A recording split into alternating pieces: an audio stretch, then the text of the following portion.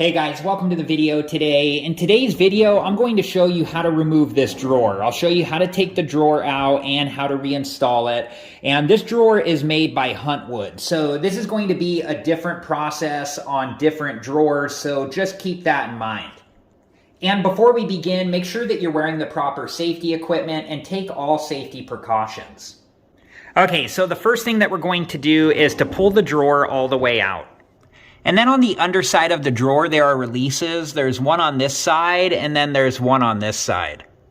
Okay, so now what I'm going to do is to squeeze both of the releases, and then that will allow the drawer to come out like so. And then just make sure that you have a hold of the drawer good, and then we're going to lift it up, and we'll just set it off to the side like so. And just be aware that these are going to have grease on them.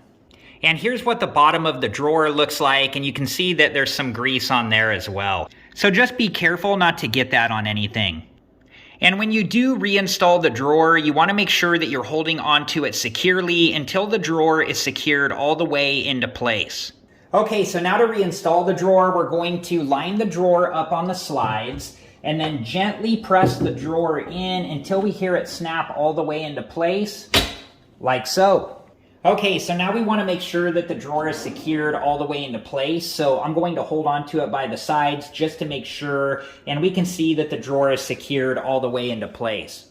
All right, guys, well, that was it for this video, and I hope it's been helpful, and thank you so much for watching. Please like, subscribe, and comment, and I hope to see you guys in the next video. Have a good one. Thank you guys for watching. Please like, subscribe, and comment. And if you have the time, check out these other great videos.